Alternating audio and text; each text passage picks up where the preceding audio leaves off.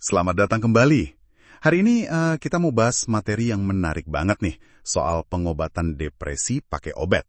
Iya, farmakoterapi depresi ya. Sumbernya ini dari presentasi akademis Yvonne Soeliono tahun 2024. Jadi sudut pandangnya klinis. Oke. Dan ini kan isunya penting banget ya? Penting. Data WHO yang dikutip di materi ini aja, tahun 2020 tuh nunjukin ada lebih dari 264 juta orang di dunia kena depresi. Wow, banyak sekali. Dan ini bukan cuma soal sedih biasa loh ya. Depresi itu penyebab utama disabilitas global. Belum lagi, kaitan sama risiko bunuh diri. Itu yang perlu diwaspadai banget. Benar. Skalanya global dan dampaknya serius. Jadi, tujuan kita sekarang ini mau coba sarikan ya poin-poin penting dari materi ini buat Anda semua. Iya, kita bedah bareng lah. Apa sih depresi itu secara klinis? Terus gimana obat-obatan berperan? Prinsipnya gimana? Siap. Oke, kita mulai dari definisinya dulu kali ya, biar clear. Boleh. Jadi menurut panduan diagnostik kayak PPDJG kita atau DSM-5 yang internasional, depresi itu ada gejala intinya. Ada 3. Apa aja tuh?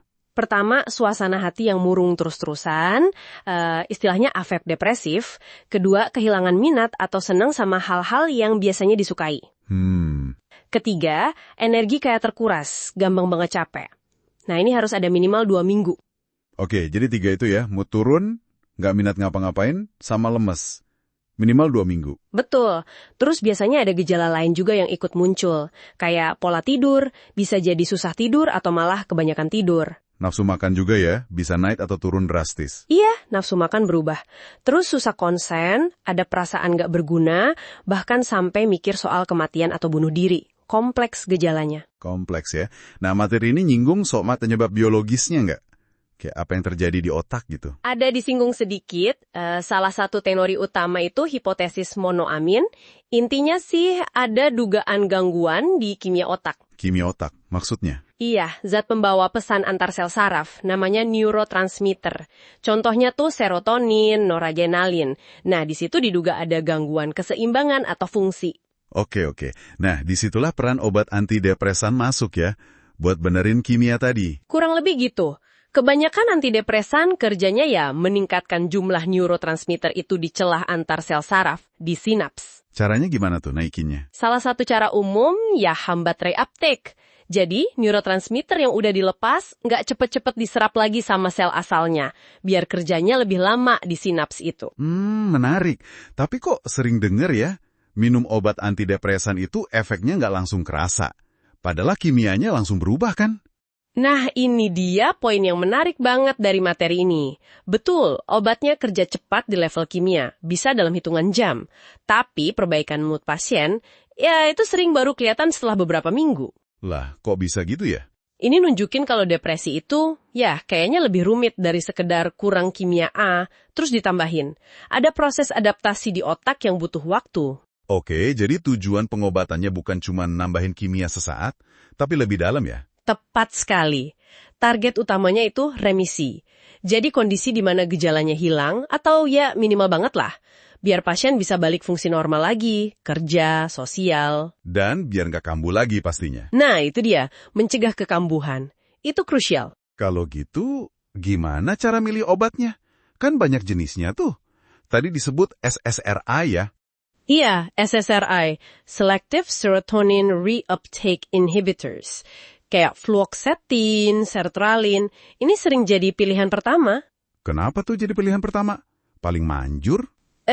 Bukan semata-mata paling manjur buat semua ya, tapi lebih ke profil keamanan. Kalaupun overdosis, relatif lebih aman dibanding obat lama kayak TCA. Terus efek sampingnya juga cenderung lebih bisa diterima pasien. Oh, jadi lebih ke tolerabilitas dan keamanan ya? Iya. Tapi tetap ada efek samping dong? Pasti ada. Namanya obat ya. SSRI itu awal-awal seringnya gangguan pencernaan, kayak mual, atau gangguan tidur.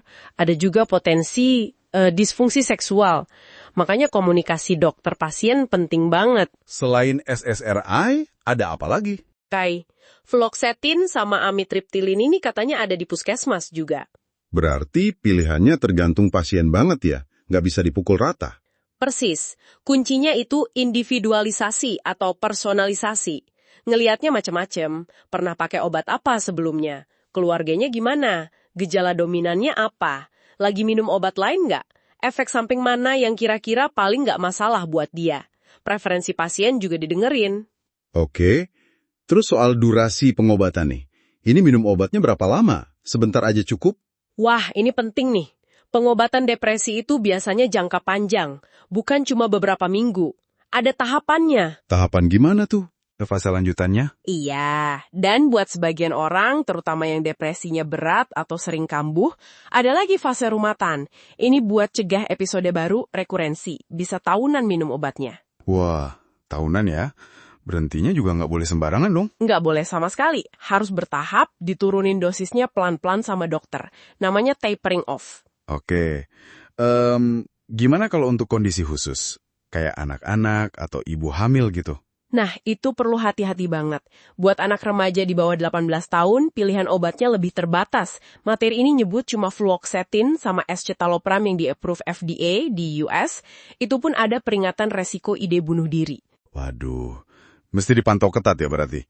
Kalau ibu hamil atau menyusui? Itu pertimbangan resiko manfaatnya harus matang banget, dokter yang nentuin. Tapi disebut di materi ini, sertralin itu relatif lebih disarankan pas menyusui karena kadarnya di ASI cenderung rendah. Tapi tetap konsultasi dokter itu wajib. Terus, ada nggak sih kasus yang udah coba macam-macam obat tapi kok nggak mempan juga? Ada dan ternyata nggak sedikit. Itu namanya depresi resisten terapi. Materinya nyebut bisa lebih dari 40% pasien nggak capai remisi meski udah coba 2 antidepresan beda dengan dosis dan waktu yang cukup.